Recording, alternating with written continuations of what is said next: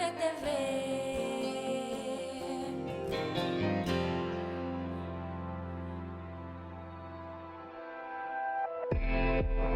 Hablemos.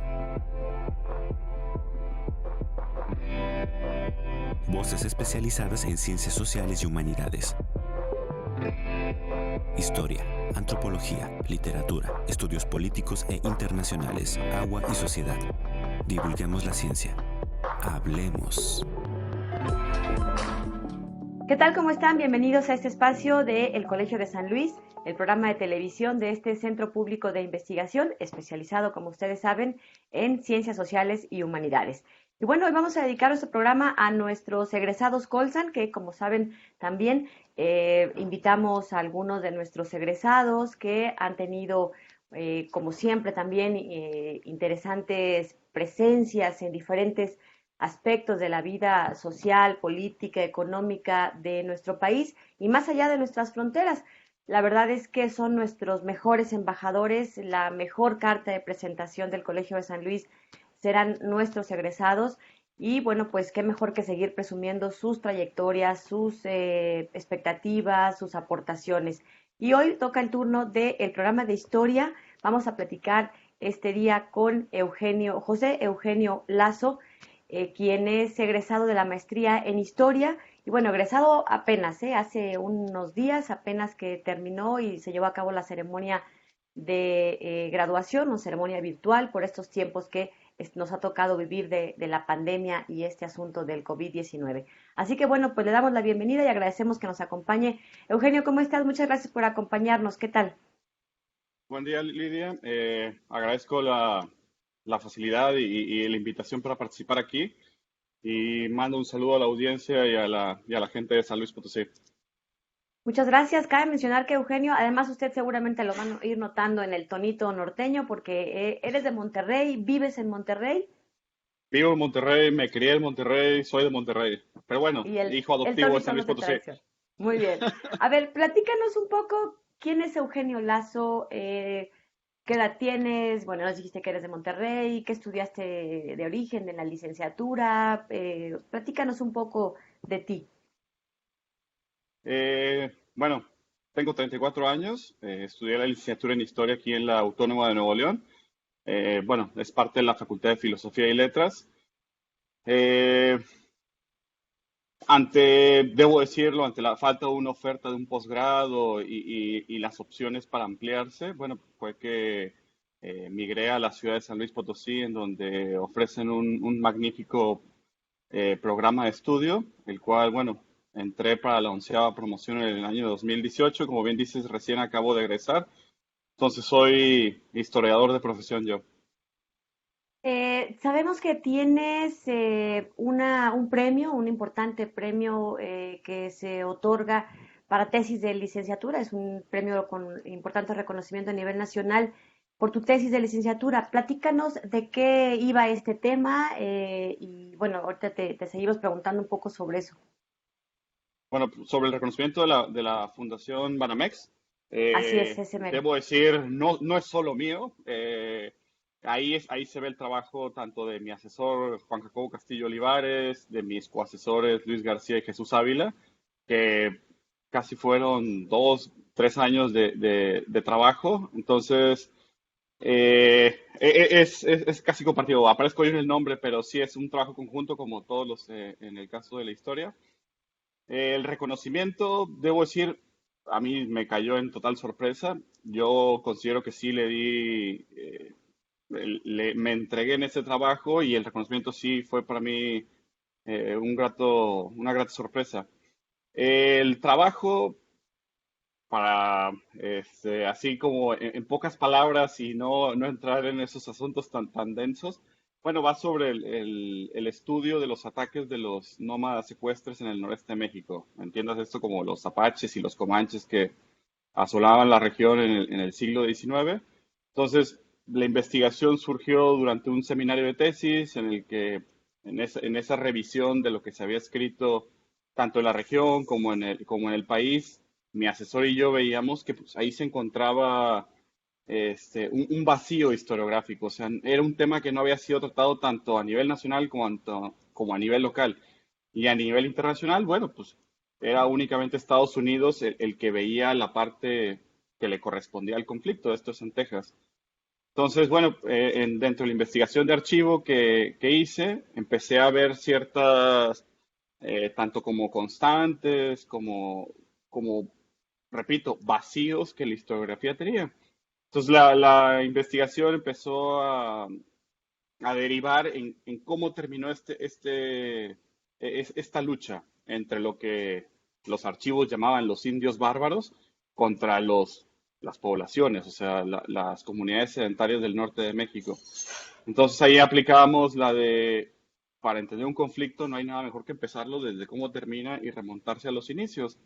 Entonces, lo que originalmente iba a ser cómo acabó esa guerra, ya que veíamos que en la historia del norte del país hay un proceso muy curioso en donde está la lucha de Juárez contra los franceses, los republicanos contra los conservadores, aparecen los nómadas en entremedio y luego parece que cambia de capítulo y empieza la industrialización de Nuevo León, que es otro tema tan tratado aquí. Entonces veíamos que ahí estaba ese pequeño capitulito que faltaba. Entonces la investigación que empezó por cómo fue que acabaron los ataques derivó en que nunca hubo ataques. O sea, era parte de un discurso del gobierno del estado en que se cobraban ciertos fondos federales para la lucha contra el bárbaro, así decían, y pues el bárbaro ya había dejado de existir.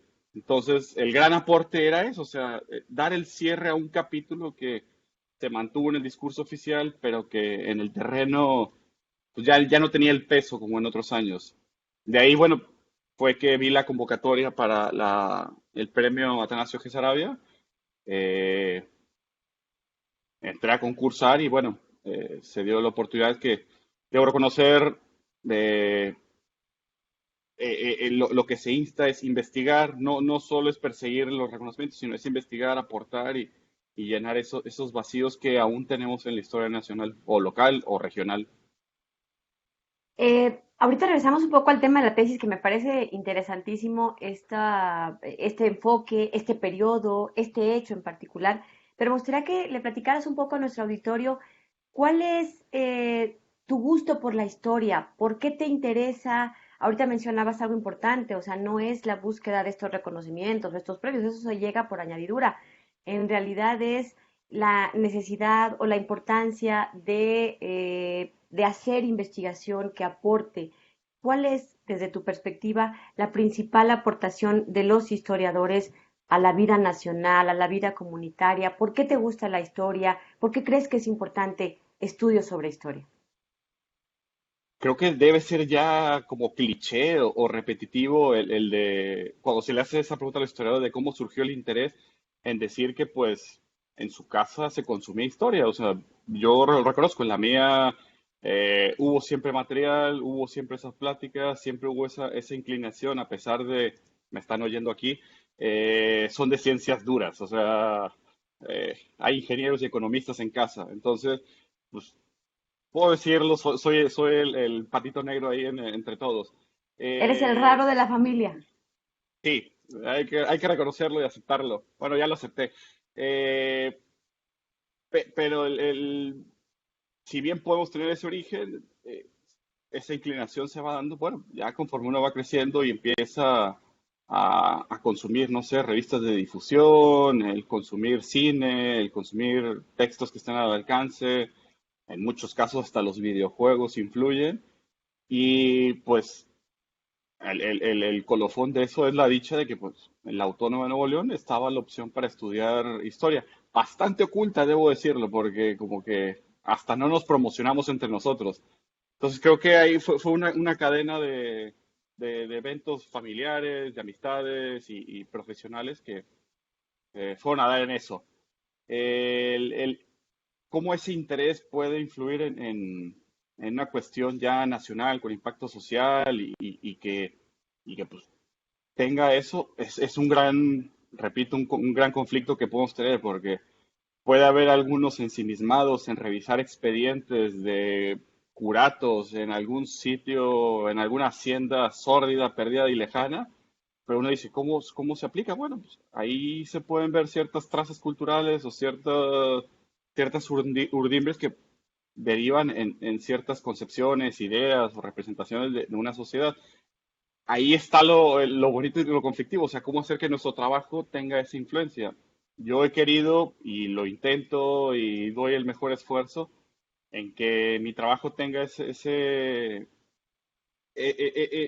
vinculación en ver cómo es vivir la frontera, cómo es tratar la frontera, cómo se habitó la frontera y el sistema de pensamiento que se tiene o se tenía o aún se mantiene en una línea en donde pues la frontera es la periferia, es fuera de la metrópoli y de las seguridades de ella misma. Vamos a ir a una pausa, Eugenio, y bueno, pues cuando regresemos vamos a ir platicando sobre estos temas que tienen que ver con la historia, con qué nos enseña, qué puede aportarnos, qué aprendemos como ciudadanos de este siglo XXI, de todos estos fragmentos que se han recuperado, documentado y que finalmente tienen mucho que enseñarnos, mucho que aportar.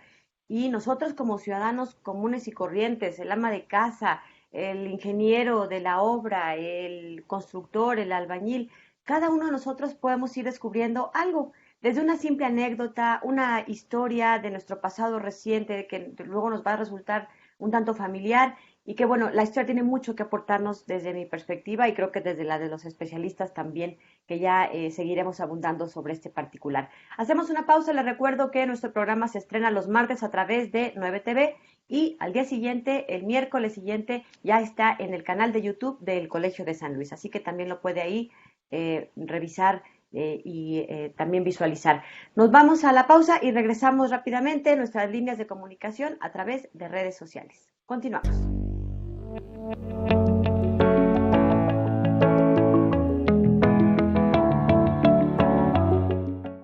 José Eugenio Lazo Freiman cursó la licenciatura en Historia y Estudios de Humanidades por la Facultad de Filosofía y Letras de la Universidad Autónoma de Nuevo León.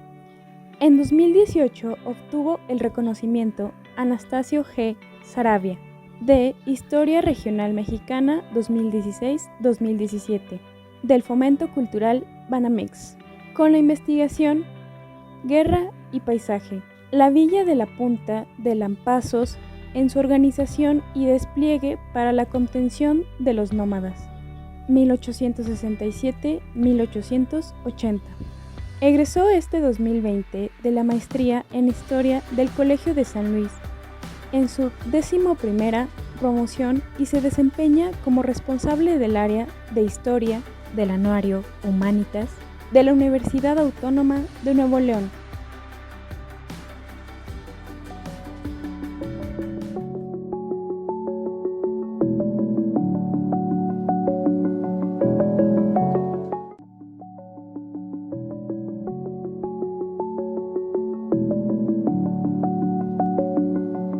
Estamos de regreso y continuamos con la charla que tenemos hoy. Este programa está dedicado a egresados Colsan y bueno, pues nos acompaña José Eugenio Lazo. ¿Cómo es tu segundo apellido? Freeman, ¿cómo se pronuncia? Freeman.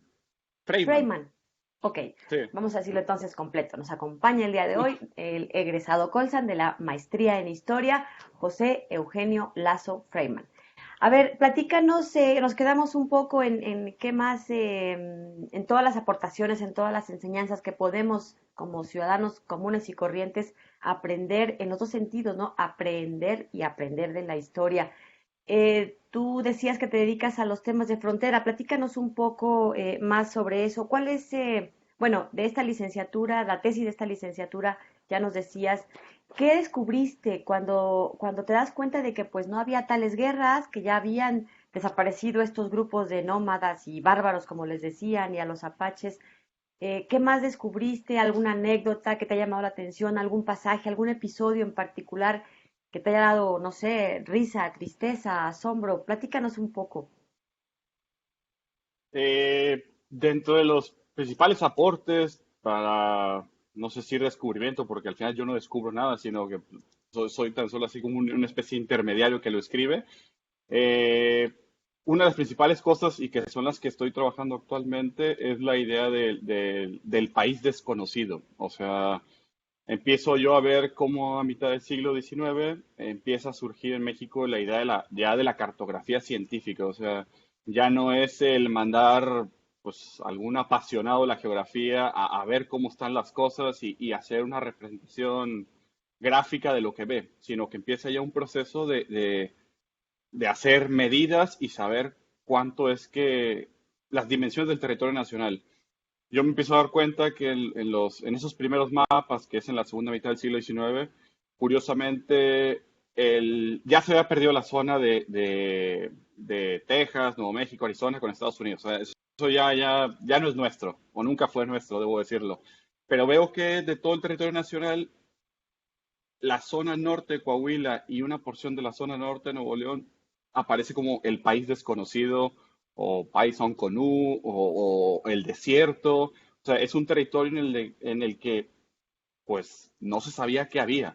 Por un lado, las condiciones agrestes del terreno, la falta de agua, pues el mismo desierto en la idea ambiental y los ataques de los indios había hecho que ese territorio no estuviera poblado. Entonces, para mí ese fue un hilo conductor en decir, pues pensemos en la vastedad de México y cómo se conoce a fondo la selva lacandona o los desiertos de Sonora o que el Gran Michoacán se lo conocen como la palma de la mano, pero la zona norte del país, pues, repito, era desconocida.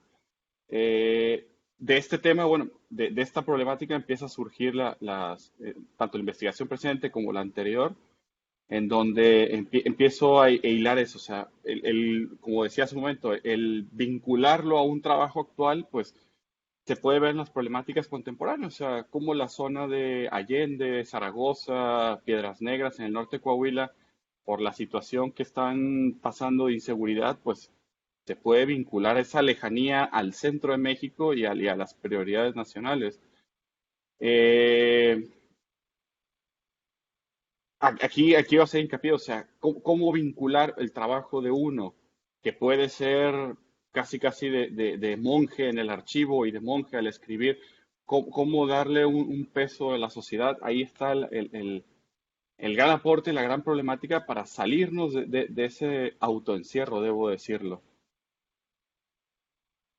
El, el hecho de que tengas, de que seas tú de Monterrey, de este estado de Nuevo León que hace frontera o que está muy cercano a las fronteras con Estados Unidos, de algún modo también revela este gusto, este interés por ciertos temas que finalmente van condicionándonos a todos, ¿no? A lo mejor quien es del sureste tiene cierta necesidad de responder a otras interrogantes desde su perspectiva geográfica, donde ahí creció. ¿Cuál es el tema de tu investigación en maestría?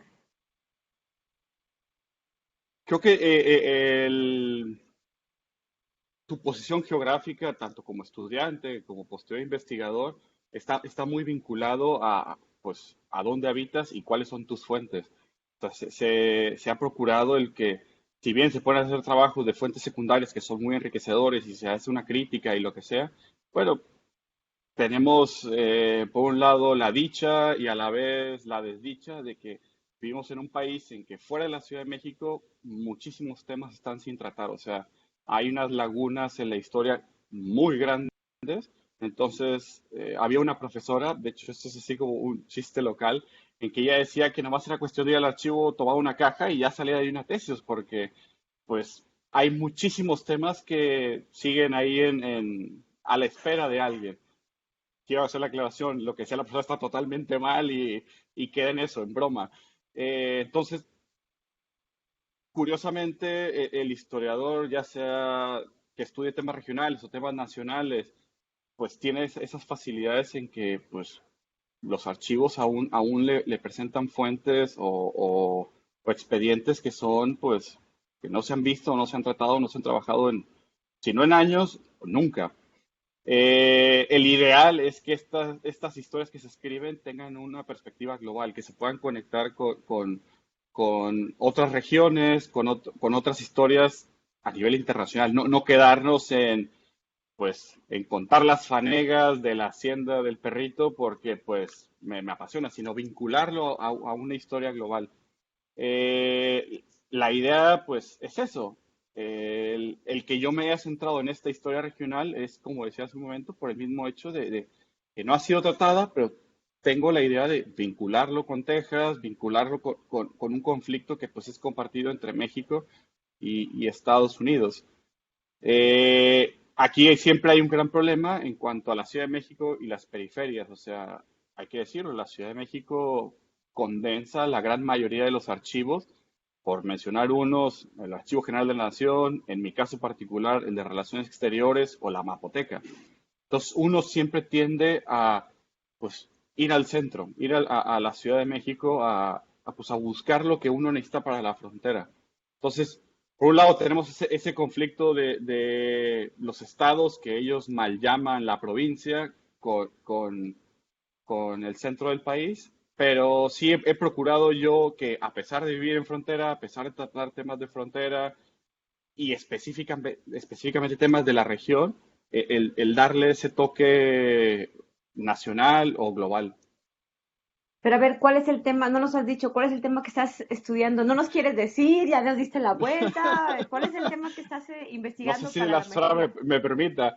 Eh, Ah, ok, lo ok, no, mencionabas. si No, hay, no, no, no, no, dinos, es ya ves. broma. Este, Cuando empecé la tesis de licenciatura, me acuerdo, hay un historiador español, Pierre Vilar, o catalán, si él se quiere nombrar así, o se quiere nombrar así, que él hablaba sobre, para estudiar un proceso histórico que ya estaba cerrado, en comillas, lo más conveniente era empezar por atrás, o sea, empezar por su final y remontarse a su inicio. ¿Por qué? Porque es una forma sencilla en donde uno ya vio cómo terminó el asunto y podemos encontrar el inicio a diferencia de, pues, del inicio al final.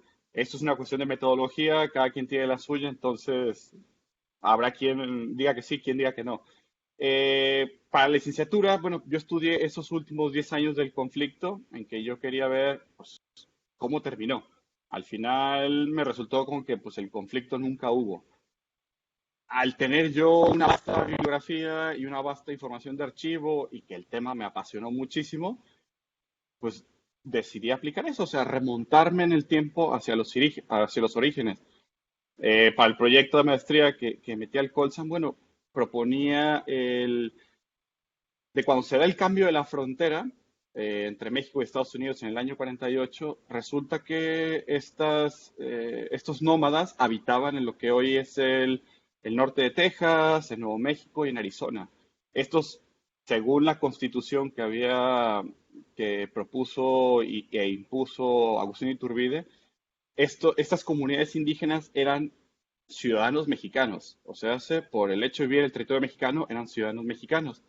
Cuando se da el cambio de la frontera, estos indígenas o ciudadanos en automático pasan a convertirse en extranjeros. Entonces ellos sean una fuerza invasora extranjera. Entonces, mi trabajo de investigación es cómo México empezó no ya a defenderse de sus propios ciudadanos, sino de unos extranjeros. Puede ser un simple nombre, un simple cambio de nombre, pero hay una profundidad. En el tratado que hay entre Estados Unidos y México tras la guerra del 46-47, uno de los puntos, el número 11, Estados Unidos se hacía responsable de los, como ellos llamaban, salvajes, y ellos iban a pagar las reparaciones. Encontré la documentación en donde están las listas que el gobierno mexicano hizo sobre todos los robos, asesinatos, secuestros y desmanes que habían provocado los nómadas secuestres para que Estados Unidos se los pagara. Por cierto, la deuda medio se pagó, entonces ahí hay material para conflictos diplomáticos actuales. Pero en pocas palabras, ese es el guión principal de la tesis. ¿Cuál es cuáles son las fuentes? Ya nos las has esbozado un poco, pero ¿dónde busca un historiador? Ya nos dijiste, bueno, una fuente son a lo mejor los archivos documentales en el Archivo General de la Nación, pero ¿qué más te has encontrado? ¿Qué más? Una cosa supongo te ha llevado a la otra, pero bueno, de esto nos platicas cuando regresemos de la pausa. Se nos ha terminado este segundo bloque. Vamos a ir a un breve corte y regresamos para seguir platicando con nuestro invitado de hoy, que bueno, pues es un programa dedicado a egresados Colsan. Ya le preguntaremos cómo fue la experiencia de estudiar en un centro público de investigación dentro del sistema de estos centros de la red CONACYT. Y bueno, pues antes que nos platique dónde investigan, ¿no? Porque luego nada más los vemos así como ratoncitos de biblioteca, pero bueno, ¿qué más? ¿Dónde más? ¿Qué otra cosa, no? Y bueno, pues de esto más platicaremos con él. Regresamos, recuerde que a través de Facebook nos puede hacer llegar tus comentarios en el Facebook de El Colegio de San Luis. Regresamos.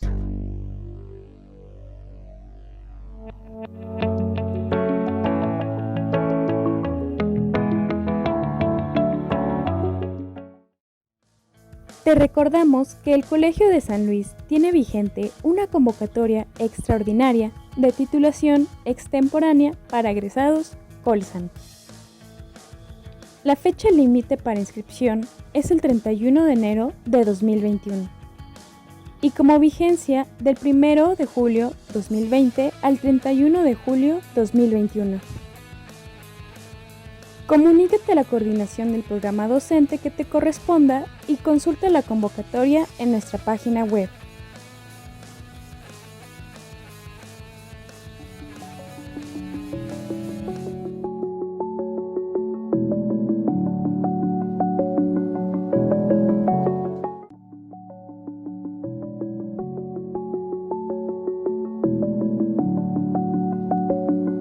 Estamos de regreso y vamos a continuar platicando con nuestro invitado de hoy sobre historia. Él es egresado Colsan y es precisamente de la maestría en historia, recién salidito apenas aquí de las aulas del Colegio de San Luis.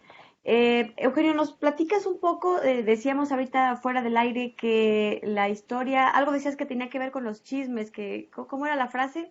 A ver, platícanos. Detrás de bastidores era que el chisme casi casi era el motor de la historia. Ah, esa me gusta, el chisme es el motor de la historia, porque creo que efectivamente a muchos nos llama la atención un poco la parte anecdótica, pero creo que eso va construyendo y revelando cómo vivían, cómo se construían las relaciones de poder, las relaciones económicas, sociales, y nos damos cuenta de que justo detrás de todas estas grandes historias de los héroes, personajes que han ido trascendiendo décadas y siglos, pues están historias de seres humanos, de carne y hueso. Platícanos dónde buscan los historiadores y qué has encontrado tú de manera particular. El- Como mencioné ya hace un momento, uno de los grandes problemas que tenemos fuera de la Ciudad de México, que siempre hay que hacer hincapié en eso, es que hay numerosos vacíos. O sea, el que muchos temas hayan sido tratados única y exclusivamente por cronistas o que de unos años para acá, en cuanto se empieza a profesionalizar la historia en cada uno de los estados, se empiezan a abordar al principio de una forma tímida, posteriormente, bueno, ya de forma más firme y ya con presupuestos o- o proyectos para las investigaciones. El primer paso, bueno, es que está dentro de todo proyecto de investigación es saber qué se ha hecho sobre el tema que uno propone, o sea, porque está esa ley dura en donde no vaya a ser que empiece a escribir yo algo que alguien ya lo hizo anteriormente y pues posiblemente lleguemos a los mismos resultados de distinta forma, pero a una misma conclusión, a una hipótesis que habíamos planteado.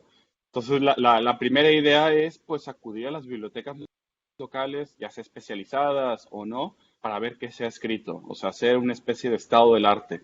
Después de esa parte, bueno, pues sigue en algunas ocasiones engorroso, en otras satisfactorio trabajo de archivo, o sea, el darse el famoso clavadazo y ver qué se escribió en el periodo, qué vestigios documentales hay. Y quiero hacer esa aclaración, la del vestigio documental, porque pensemos que en los archivos se conservan documentos en su mayoría de carácter oficial e institucional que pues por mil y un peripecias llegaban hasta nosotros, pero no sabemos qué se hizo durante todo ese tiempo en donde hay casos escandalosos en que se han tirado a la basura o han servido para mil y un propósitos y pues al final tenemos esos vestigios. De ahí que muchas veces se prefiere evitar la palabra fuente porque no nos remontamos a un origen, sino que es lo que conservamos.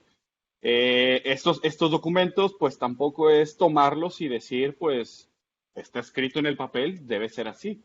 O sea, sigue ese proceso de hacer la crítica de la fuente y el análisis discursivo de la fuente, en donde al ser un documento oficial, pues tenemos ahí también esa problemática de, pues la institución no va a hablar mal de sí misma. Y si va a hacerlo, pues posiblemente lo matice. Entonces está ese proceso de contrastar diversas fuentes y, y pues de ahí extraer una conclusión que puede ser, bueno, benéfica o no. En el caso de mi tesis de licenciatura fue, o sea, yo veía, por un lado, en una instancia gubernamental que se hablaba de un conflicto sangriento que arrasaba los campos y tenía sumido en la pobreza al norte de México, mientras que en estadísticas municipales yo veía cómo pues la economía crecía y la demografía crecía y pues no me cuadraban los dos datos. Entonces, ¿Como cuál ese es el guerra, trabajo del no? ¿Cuál historiador. matanza? ¿Cuál conflicto? Exactamente. O ¿Qué sea, periodo fue? Dices que fueron 10 años, más o menos, ¿qué periodo fue de tu tesis de licenciatura?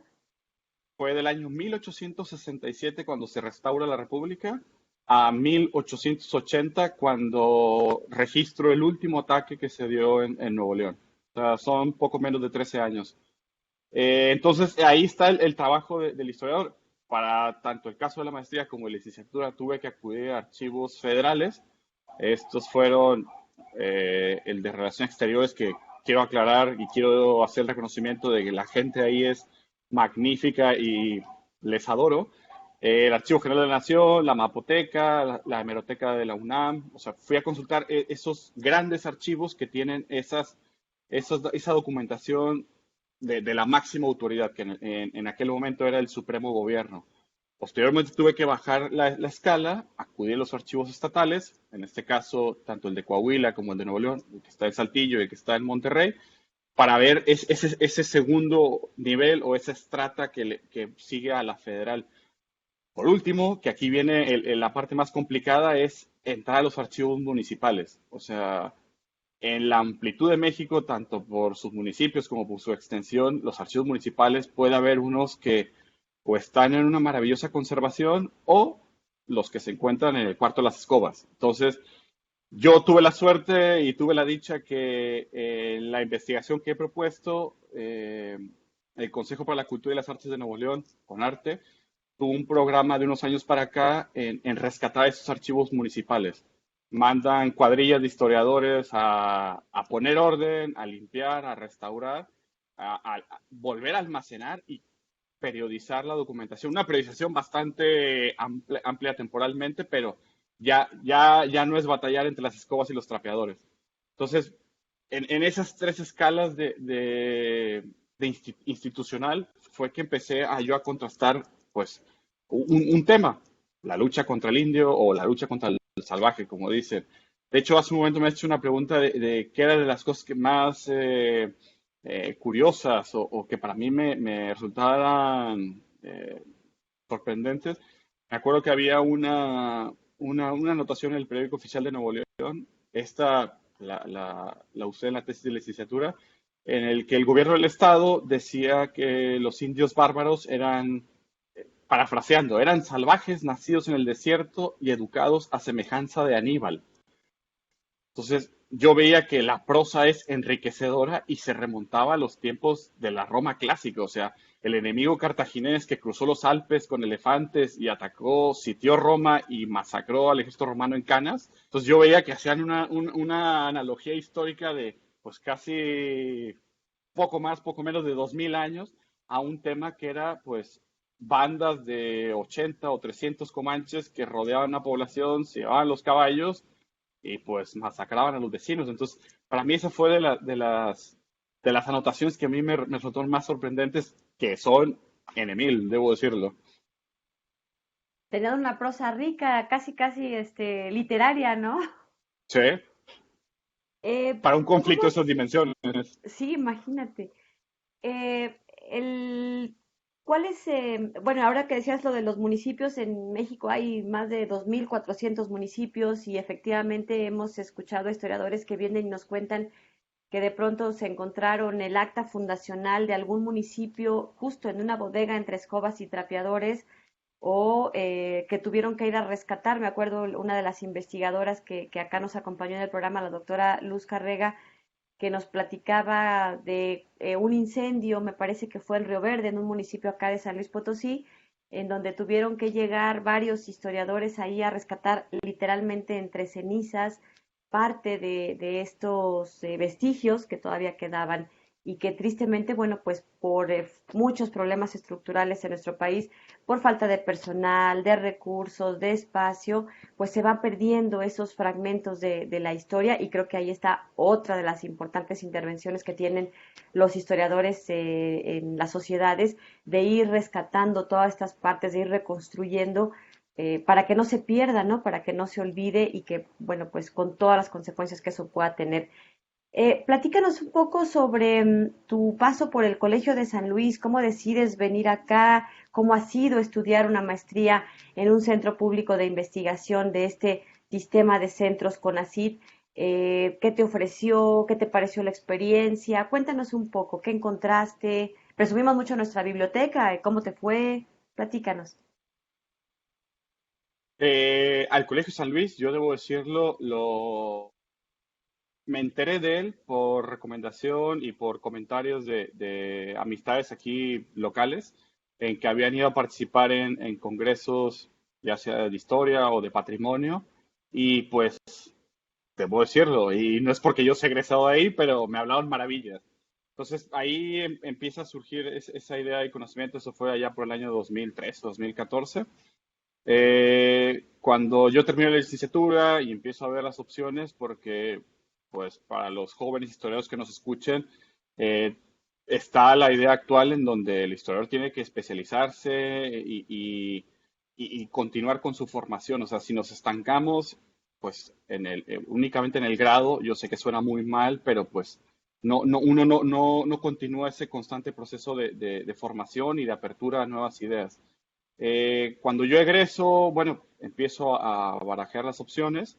Repito, por cuestiones de colegas y amistades que me hicieron mención de esto, bueno, fue que decidí aplicar a la convocatoria, viendo que tanto las líneas de estudio como los investigadores tienen una vinculación con lo que yo estaba haciendo, tanto en historia regional como en historia de frontera, pues la especialización de la misma biblioteca. Entonces decido aplicar a esta convocatoria, la cual, bueno, por fortuna fui aceptado. Las experiencias, yo debo decir que originalmente yo pensaba que me iba a ir al exilio potosino, o sea, en esa idea en que pues me iba a encerrar y pues iba a dedicarme casi 24/7 a esto, o sea, al contrario, o sea, vi que tanto la misma institución como la misma ciudad te da una facilidad de maniobra para tanto estudiar como tanto para desarrollarte culturalmente. Para mí fue ese año de estudio que estuve ahí, porque posteriormente fui un año después para archivos e investigación, fue de los más fructíficos en cuanto a desarrollos profesionales. Vamos a ir a nuestra última pausa y vamos a ir platicando con Eugenio Lazo, quien es egresado del Colegio de San Luis, y para que nos platique, porque bueno, pues ya hace unos días terminó, pero ya está empezando nuevos proyectos, nuevos encargos, nuevas responsabilidades, y sobre eso nos va a contar regresando de la pausa. Continuamos.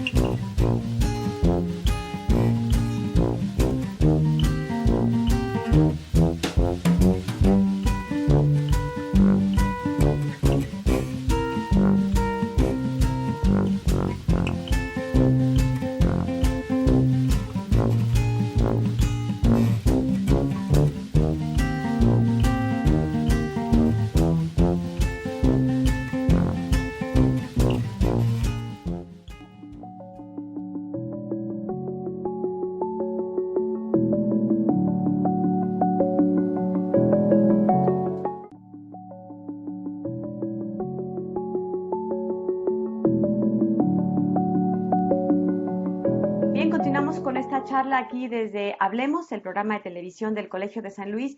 Y Eugenio Lazo tiene, bueno, pues una nueva responsabilidad. Ya nos platicaba que recién egresó de la maestría en historia aquí en el Colegio de San Luis, pero nos ha dado mucho gusto conocer que la Universidad Autónoma de Nuevo León lo ha invitado a incorporarse, a trabajar ya en algo que tiene que ver con la historia precisamente, que luego uno de pronto parecería que solo en ciertos espacios, o son muy reducidos, mejor dicho, los espacios para trabajar, para desempeñarse. Pero bueno, a ver, cuéntanos tú un poco más de dónde te estás incorporando, qué vas a hacer, de qué se trata.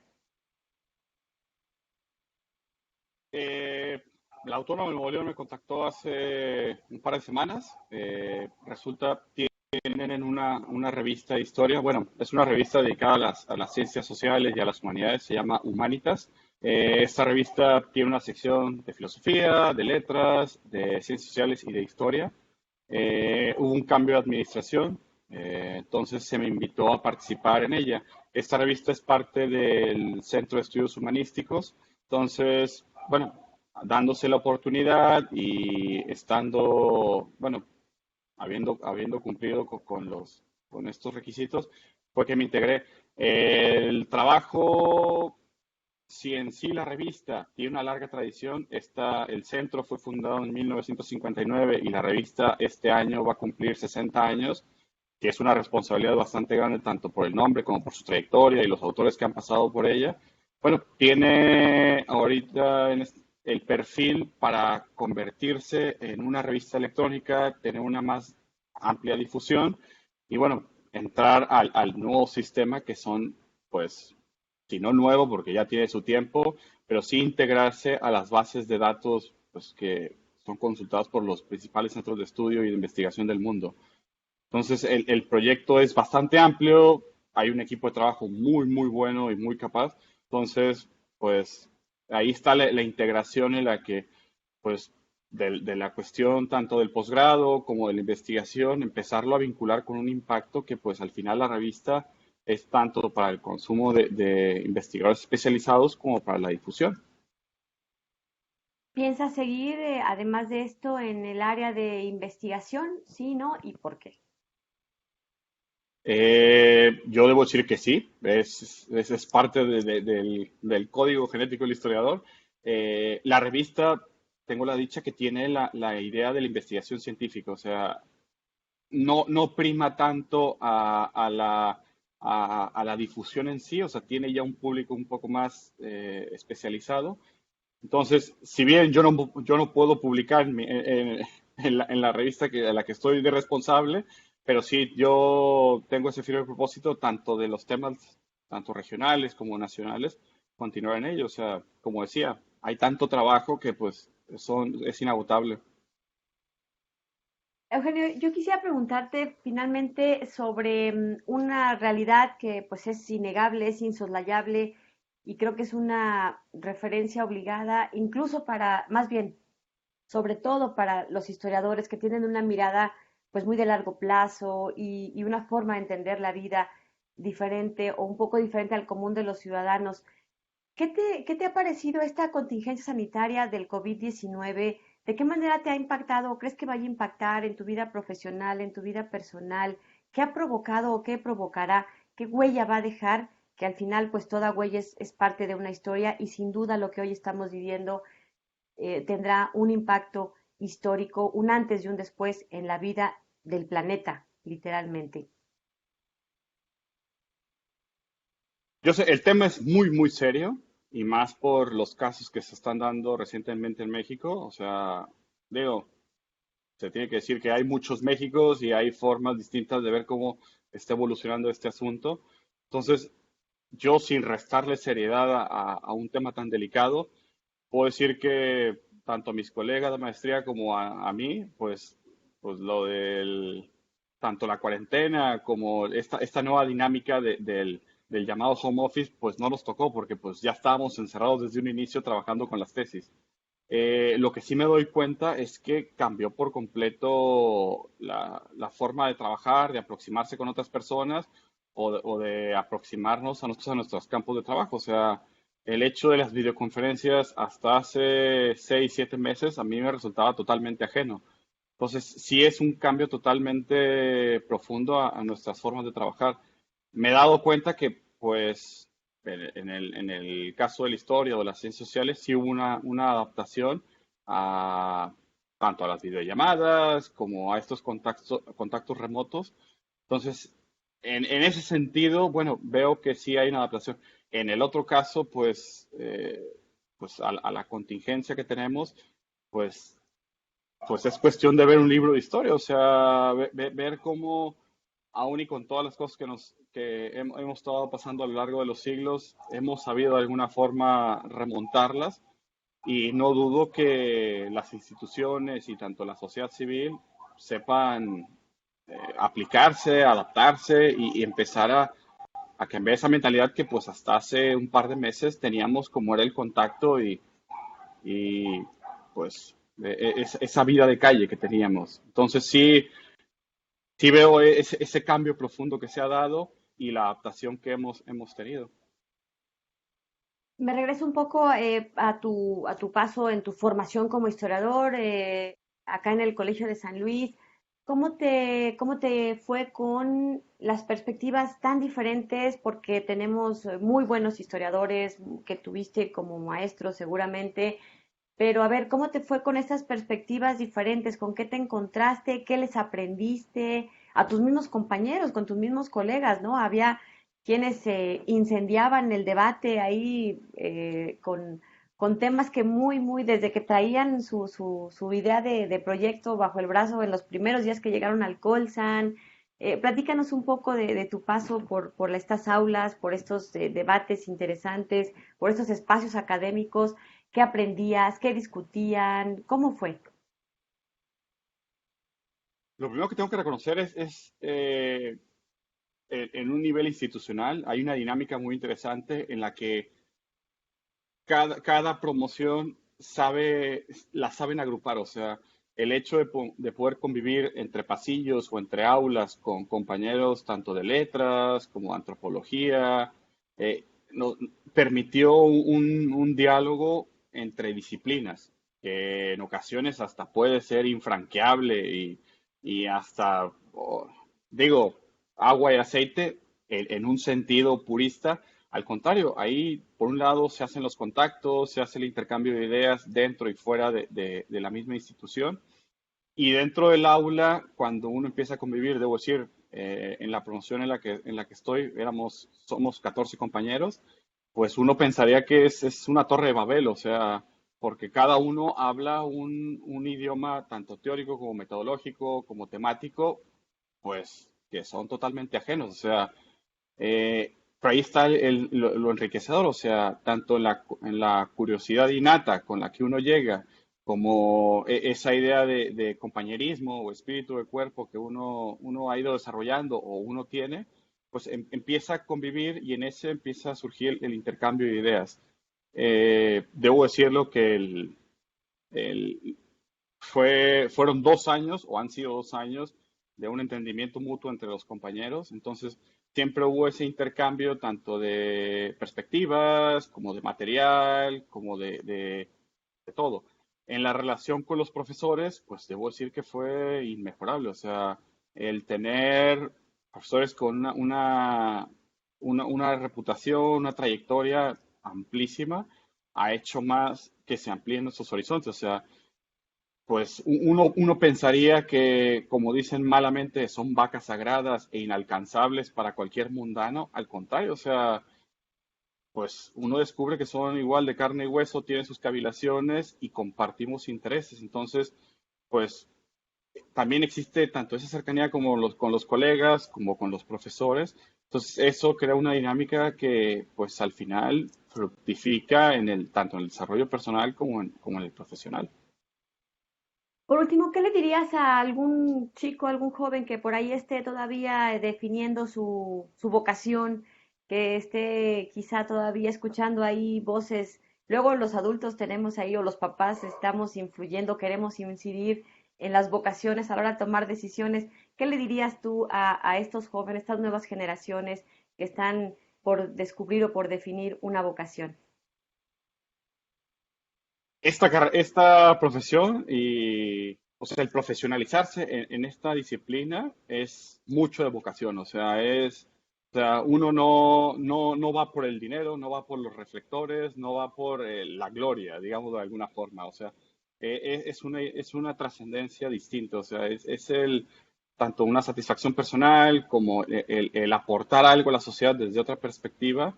Entonces, yo soy de la idea de si uno tiene ese interés tanto de la difusión como de la docencia, como de la investigación, que hay que decirlo, o sea, la historia no es encerrarse en un archivo o pasársela haciendo transcripciones o libros, o sea, también hay otras formas de hacer la historia, o sea, y hay gente que tiene una facilidad de palabra para la difusión y otros que tienen buena pluma para escribir. Entonces, si hay una persona que tiene ese pequeño interés, pues siempre está el intentarlo, que puede salir mal, dirían unos. Entonces, yo soy de la idea de, pues, intentarlo, o sea, saber que hay un campo de oportunidades muy amplio, es un tema enriquecedor, repito, en lo profesional como en lo personal. Entonces, está eso, o sea, el incursionar y darse la prueba. Eugenio, queremos desearte mucho éxito en tu nueva responsabilidad en la Universidad Autónoma de Nuevo León.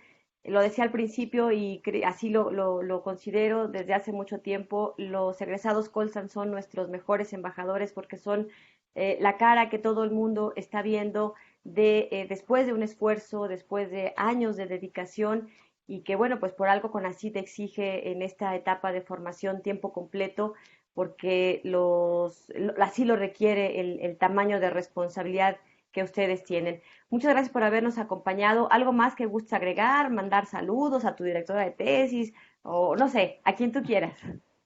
A mi directora, que ya le voy a mandar las correcciones, ya las últimas. Bueno, pues muchas gracias por habernos acompañado y pues éxito en lo que siga, en lo que venga y pues seguiremos en contacto. Si algo por ahí se nos atraviesa, pues te volvemos a invitar al programa, ¿te parece? Un gran gusto haber estado contigo y poder hablar con la gente de San Luis. Muchas gracias. Y nosotros nos despedimos. Gracias por habernos acompañado. Pásela muy bien. Seguimos a sana distancia y le invitamos para que nos acompañe cada martes en los estrenos a través de 9TV y todos los miércoles subimos estos programas a nuestro canal de YouTube. Nos puede seguir a través de las redes sociales de El Colegio de San Luis. Soy Lidia Juache. Pásela bien. Hasta la próxima.